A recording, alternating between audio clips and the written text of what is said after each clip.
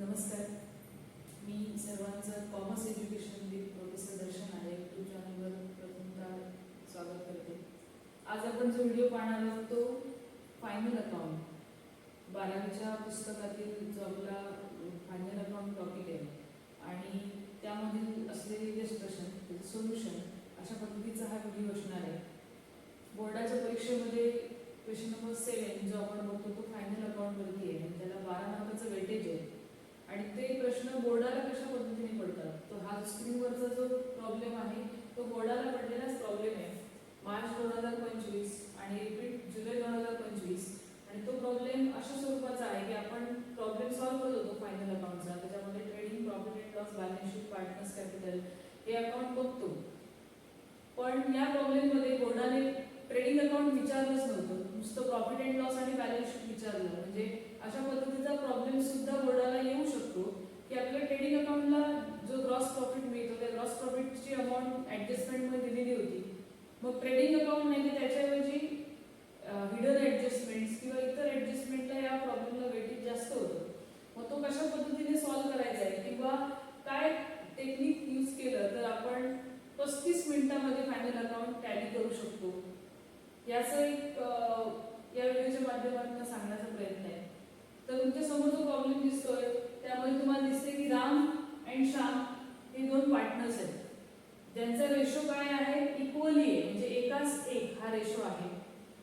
आणि तुम्हाला प्रिपेअर काय करायचं आहे तर profit and loss account and balance sheet. सूचना विद्यार्थ्यांनी वाचणं गरजेचं आहे यासाठीच की काय प्रिपेअर करायचं आहे, कुठल्या अकाउंटला किती मार्क आहेत. आता याला ट्रेडिंग अकाउंट काढायचं नव्हतं, याच्यामध्ये प्रॉफिट अँड लॉस अकाउंट होतं, बॅलन्स शीट आपण ती नंतर सूचना वाचतो तोपर्यंत ट्रेडिंग अकाउंटचा फॉर्मॅट ड्रॉ केलेला असतो, म्हणजे तिथे वेळ आपण कट जातो. मग त्याच्यावेळी तुम्ही इन्स्ट्रक्शन जी दिली ती आधी वाचणं गरजेचं आहे. ट्रायल बॅलन्स आपल्याला प्रोव्हाइड केलेला असतो आणि खाली आपल्याला ॲडजस्टमेंट्स असतात आणि त्याच्यावरती आपल्याला हा जो फायनल अकाउंट आहे तो सॉल्व्ह करायचा असतो. तर तुम्हाला इथे दिसतंय की कंटेंट दिसत आहे ट्रायल बॅलन्सचे. आपण 1 बाय 1 स्टेप फॉलो करूया. ज्यावेळी तुम्हाला प्रॉब्लेम परीक्षेमध्ये विचारलेला असतो किंवा पुस्तकामध्ये तुम्ही सोडवत असता बघून त्यावेळी ते कंटेंटचं आधी क्लासिफिकेशन करून घेणं हे फायनल अकाउंटला मस्ट आहे. मग त्यामध्ये 1 बाय 1 आपण आता बघूया की पहिला इन्शुरन्स आहे तो कुठे जाणार आहे, प्रॉफिट अँड लॉसला जाणार. त्याच्यानंतर land and building he asset आहे. आता इथे इंटू ब्रॅकेट काहीतरी समथिंग दिसतंय, तीच आपण जे आपली हिडन ॲडजस्टमेंट ज्याला आपण म्हणतो. आणि आपल्याला माहिती आहे की ॲडजस्टमेंट म्हटलं की 2 इफेक्ट आपल्याला द्यायचे, म्हणजे ट्रायल बॅलन्स मधल्या कुठल्याही कंटेंटचा एक इफेक्ट होतो, पण जर ती हिडन ॲडजस्टमेंट असेल तर ते इफेक्ट आपल्याला 2दा द्यावे लागतात. ॲडजस्टमेंटचे 2 इफेक्ट होतात, त्यामध्ये फक्त एक ॲडजस्टमेंट मात्र अपवाद आहे, ती म्हणजे इन्शुरन्स कंपनी ॲडमिटेड क्लेम असतं ज्यावेळी फायर इन्शुरन्स ॲडमिट होतो किंवा गुड्स डिस्ट्रॉयड बाय फायर होते त्यावेळीचा जो कंटेंट आहे तेवढा फक्त आपल्याला 3 ॲडजस्टमेंटचे त्या इफेक्ट होतात. आणि त्याच्यानंतरचा जो कंटेंट आहे तो सॅलरीज. या प्रॉब्लेमला इन्शुरन्सची ॲडजस्टमेंट किंवा fire loss by fire he adjustment नाही आहे, पण मी फक्त असं म्हणाले की ॲडजस्टमेंटचे फक्त 2 इफेक्ट होतात तर ती ॲडजस्टमेंट त्याला अपवाद आहे. सॅलरीज प्रॉफिट अँड लॉसला जाणार आहे, एक्सपोर्ट ड्युटी प्रॉफिट अँड लॉसला जाणार आहे, इंटरेस्ट अकाउंट इंटरेस्ट आहे ते सुद्धा प्रॉफिट अँड लॉस अकाउंटला जाणार आहे. इथे फर्निचर आणि डेटर्स मात्र हे दोन्ही असेट्स आहेत. मग यातल्या काही कंटेंटवरती आपल्याला ॲडजस्टमेंट आहे ते आपण ॲडजस्टमेंट ज्यावेळी बघणार आहोत त्यावेळी बघूया. कॅपिटल अकाउंट्स जे दिसतंय, आता मला असं वाटत नाही ॲडजस्टमेंट बघितल्यानंतर कॅपिटल अकाउंट प्रिपेअर करण्याची गरज आहे. त्यामुळे ते कॅपिटलचे जे बॅलन्स आहेत तुम्ही बॅलन्स शीटच्या लायबिलिटीला जरी ट्रान्सफर केले तरी चालतात. त्यानंतर 10% बँक लोन ही सुद्धा एक अगेन हिडन ॲडजस्टमेंट आहे, म्हणजे त्या 60,000 तुम्ही ज्या हिडन ॲडजस्टमेंट असतात किंवा एखाद्या कंटेंटवरती ॲडजस्टमेंट आहे ही समजल्यानंतर ती जी अमाऊंट आहे तुम्ही इनर कॉलमला लिहिणं गरजेचं आहे आणि त्याच्या खाली सम स्पेस म्हणजे 3 ते 4 लाईन तुम्ही त्या कंटेंट खाली सोडलं पाहिजे. त्यामुळे जर इंटरेस्ट आहे तर तुम्हाला ते ॲड करावं लागणार आहे बँक लोनमध्ये. मग ते लिहिण्यासाठी तुम्हाला 2 ते 3 लाईन स्पेस सोडली पाहिजे. म्हणजे हे प्लॅनिंग तुमचं त्या प्रॉब्लेमसाठी फार महत्त्वाचं आहे. त्याच्यानंतर इंटरेस्ट आहे तो रिसिव्ड आहे, म्हणजे तो प्रॉफिट अँड लॉस क्रेडिटला जाणार आहे. त्यानंतर बिल्स पेबल आहे ही एक लायबिलिटी आहे, तर तुम्हाला ती बॅलन्स शीटच्या लायबिलिटी साईडला दिली पाहिजे. मग हा एवढा ट्रायल बॅलन्स होता आणि तुम्हाला क्लासिफाईड करायचा होता. आणि त्यानंतर त्याच्यावरती ॲडजस्टमेंट आहेत, तर याच्यामध्ये हिडन ॲडजस्टमेंट कुठली आहे तर लँड अँड बिल्डिंग आहे आणि बँक लोन, म्हणजे या दोघांचेही कंटेंट आपण अमाऊंट जे आहे ते इनर कॉलमला घेणार आणि त्याच्या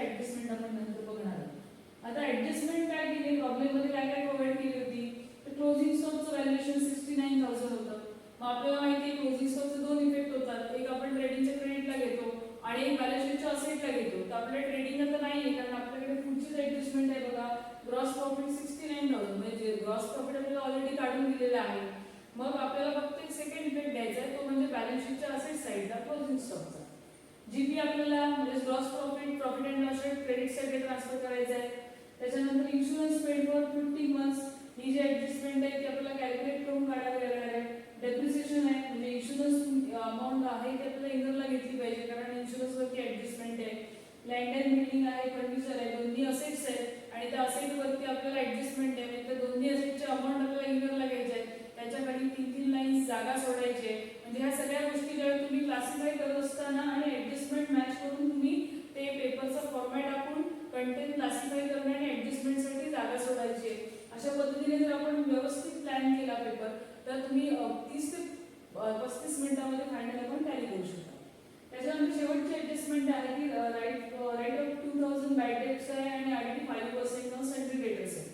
तुम्हाला प्रॉब्लेम मध्ये बघितल्यानंतर लक्षात येतं या प्रॉब्लेम मध्ये आपल्याला बॅड डेट्स नाहीये, या प्रॉब्लेम मध्ये आपल्याला आयडीडी नाहीये, म्हणजे आपल्याला ओल्ड आयडीडी आणि ओल्ड बॅड डेट्स नाहीये, आपल्याकडे फक्त न्यू बॅड डेट्स आहेत.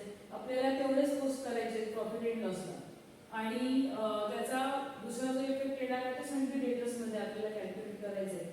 तर आपण जे मगाशी म्हटलं की इन्शुरन्स पासून आपण सुरुवात करूया. इन्शुरन्सची ऍडजस्टमेंट काय आहे, तर इन्शुरन्सची ऍडजस्टमेंट काय दिसते बघा. Insurance paid for 15 months with effect from 1 April 2021.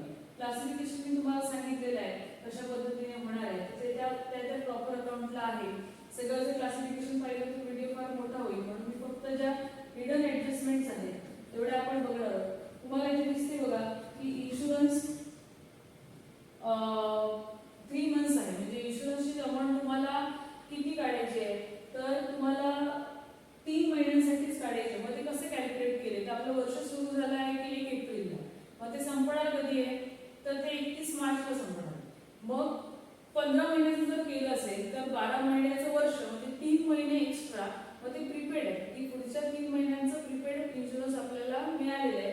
मग आपल्याला प्रीपेड असेल तर आपल्याला माहिती आहे की आपण लेस करतो.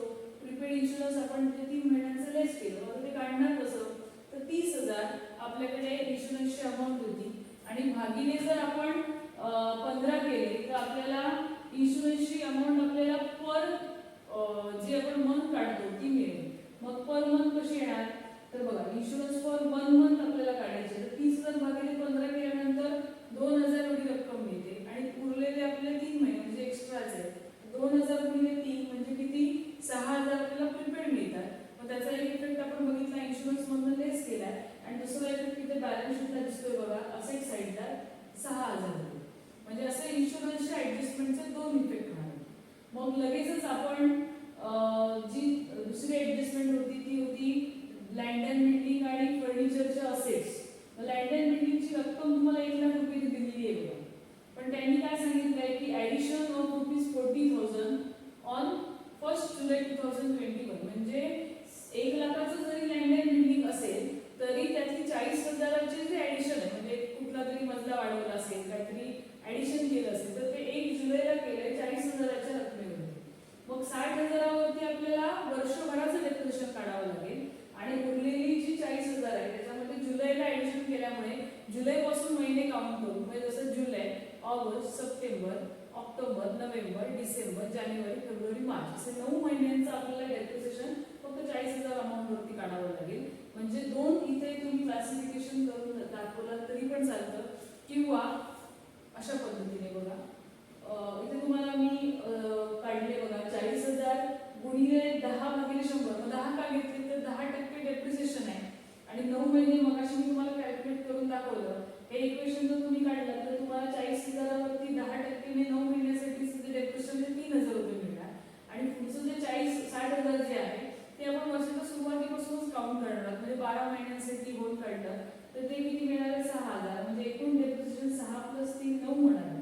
मी जसं मगाशी तुम्हाला म्हटलं की तुम्ही सेपरेट दाखवू शकता की त्याच्यामध्ये तुम्हाला लँड अँड बिल्डिंग तुम्ही 60,000 अशा पद्धतीने दाखवू शकता आणि ऍडिशन करून 40,000 1 लाख दाखवून डेप्रिसिएशन लेस करून अशा पद्धतीने सुद्धा दाखवू शकता. ही बोर्डाचं सोल्युशन आहे आणि त्याच्यामध्ये 91,000चं व्हॅल्युएशन आपल्याला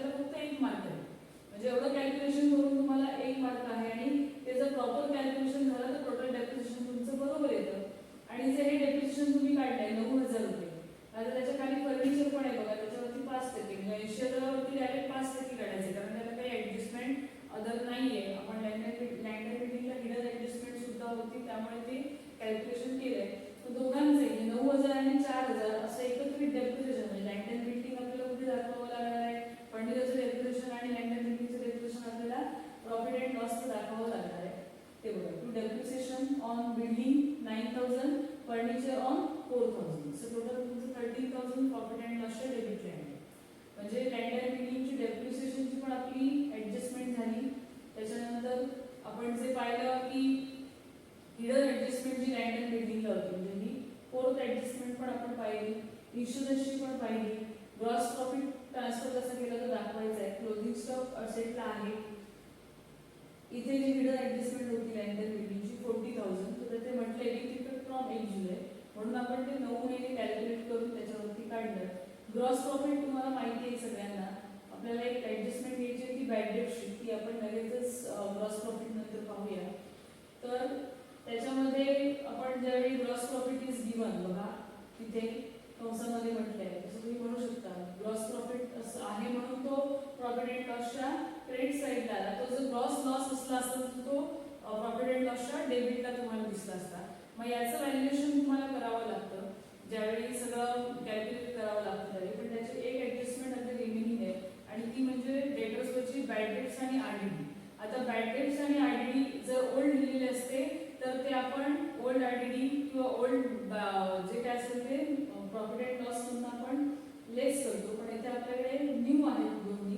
आता डेटर्सची अमाऊंट 52,000 होती, बॅड डेट्स आपल्याला ऍडजस्टमेंटमध्ये 2,000 काढूनच दिलेले.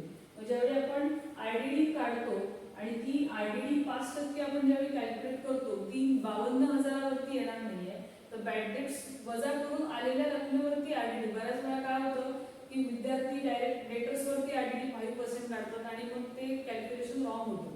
तर तुम्ही ज्यावेळी डेटर्सची अमाऊंट तुम्हाला मिळते, डेटर्सच्या अमाऊंट मधून बॅड डेट्स न्यू असेल तर बॅड डेट्स आधी लेस होणार आणि लेस करून आलेल्या अमाऊंट वरती तुम्ही आरडीडी कॅल्क्युलेट करायचे आणि हे अशा पद्धतीने इफेक्ट येणार आहे. जर ते डेटर्स मध्ये लेस होत आहे पण ते प्रॉफिट अँड लॉस मध्ये दोन्ही न्यू असल्यामुळे तिथे ते प्रॉफिट अँड लॉस मध्ये तुम्हाला ऍड होताना दिसतील. म्हणजे तुम्ही इथे आरडीडी किंवा पूर्ण बॅड डेट सुद्धा, तर इथे ओल्ड आरडीडी नाहीये त्यामुळे काय लेस होणार नाहीये, पण इथे बॅड डेट्स तुम्ही घेऊ शकता आणि तिथे ऍड आरडीडी करून 2,500 4,500 तुम्ही आउटरला दाखवू शकता.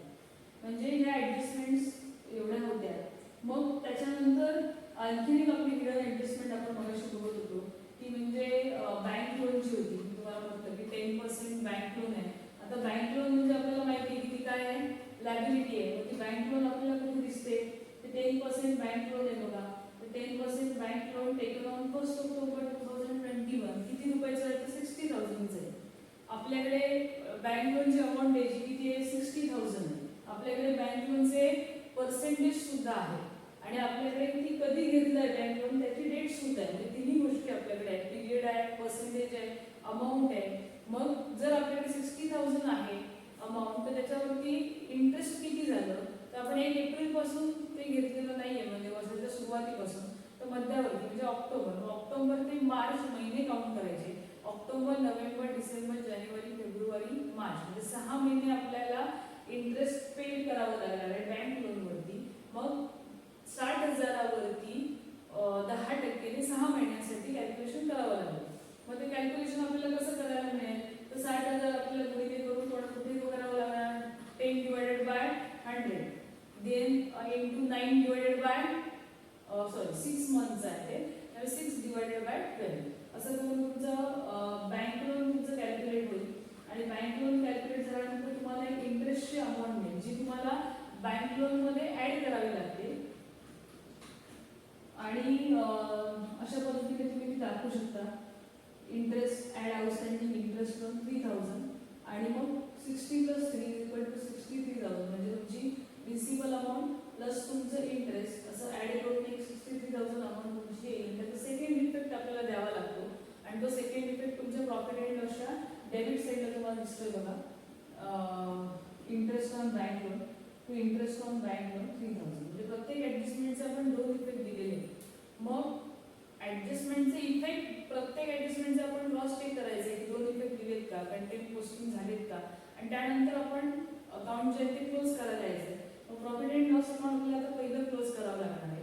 मग ती साईड मोठी येते, म्हणजे क्रेडिट साईड मोठी येते, पण त्यामुळे आपल्याला प्रॉफिट झालेला आहे. जो प्रॉफिट किती आहे 10,500. दोघांचा रेशो इक्वल असल्यामुळे आपल्याला तो इक्वली द्यायचा आहे. म्हणजे रामला जेवढा आपण प्रॉफिट देणार आहोत तेवढाच श्यामला देणार आहोत. मग आपण मगाशी सांगितलंय की पार्टनर्स कॅपिटल आहे, तर आपल्याकडे इतर कुठली ड्रॉइंगची ऍडजस्टमेंट नाही आहे, इंटरेस्ट ऑन कॅपिटल नाही, नुसतं प्रॉफिट आणि किंवा लॉस आला तर लॉस ऍडजस्ट करण्यासाठी आपण पार्टनर्स कॅपिटल न करता बॅलन्स शीटच्या लायबिलिटीला ते ऍड करणार आहोत. नेट प्रॉफिट तुम्हाला इथे दिसतंय बघा. तसं श्यामला सुद्धा त्याचं नेट प्रॉफिट आपण ऍड करून अमाऊंट आउटरला करणार. म्हणजे हे सगळं झाल्यानंतर आपण इथे बॅलन्स शीट टॅली करायला घेतो आणि बॅलन्स शीट जर टॅली झाली तर आपला प्रॉब्लेम बरोबर आहे. म्हणजे या सगळ्यासाठी आपल्याला काय पाहिजे तर हिडन ऍडजस्टमेंटचे पोस्टिंग्स कशा पद्धतीने होतात किंवा कॅल्क्युलेशन किती मंथचं करायचं हे आपल्याला पटकन समजलं पाहिजे. काही वेळा असं या प्रॉब्लेममध्ये रँडम बिल्डिंगला ऍडिशन होते, तर काही विद्यार्थी 40,000 म्हणजे 1,00,000 अमाऊंट घेतात, ऍडिशन 40,000 करतात आणि 1,40,000 वरती डेप्रिशन काढतात, जे की रॉंग आहे.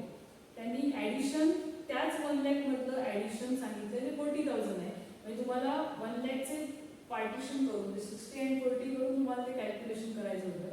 म्हणजे तुम्ही अशा पद्धतीचे प्रॉब्लेम सॉल्व्ह करता ते तुमच्या लक्षात येतात की हिडन ऍडजस्टमेंट असतील तर ते कशा पद्धतीने सॉल्व्ह करायचे, त्याचा काय फॉर्म्युला आहे. तर ते त्याचा तुम्ही जास्त अभ्यास करणं, हा प्रॉब्लेम पुन्हा सोडवणं, ज्या प्रॉब्लेममधून तुम्हाला किंवा ह्या व्हिडिओच्या माध्यमातून तुम्हाला काय जमणार आहे की आपल्याला अशा हिडन ऍडजस्टमेंट सॉल्व्ह करायला जमतील. यातली एखादी बोर्डाला जर रिपीट झाली त्याचा तुम्हाला फायदा होईल, किंवा बोर्डाचा जर आपल्याला एखादा सुद्धा प्रीपेड आहे तर ती कशा पद्धतीने काढायची, एक्स्ट्रा 3 मंथ्स कसे काढायचे याचं कॅल्क्युलेशन तुम्हाला जमू शकतं. म्हणजे हा व्हिडिओ पाहिल्यानंतर तुम्हाला हिडन ऍडजस्टमेंट प्लस काही ट्रिक्स मिळाले असतील की कशा पद्धतीने आपण लवकरात लवकर फायनल अकाउंटचा प्रॉब्लेम म्हणजे न चुकता सोडवू शकतो. हा व्हिडिओ बघा, यातला प्रॉब्लेम हा आहे तो तुम्ही सोडवा आणि जास्तीत जास्त आपल्याला फायनल अकाउंटला मार्क कसे पडतील आणि अकाउंटचे जे ओव्हरऑल आपले मार्किंग आहे ते कसे वाढवण्याचा प्रयत्न करते याकडे लक्ष द्या आणि चांगला पेपर बोर्डात सोडवण्याचा प्रयत्न करा. धन्यवाद.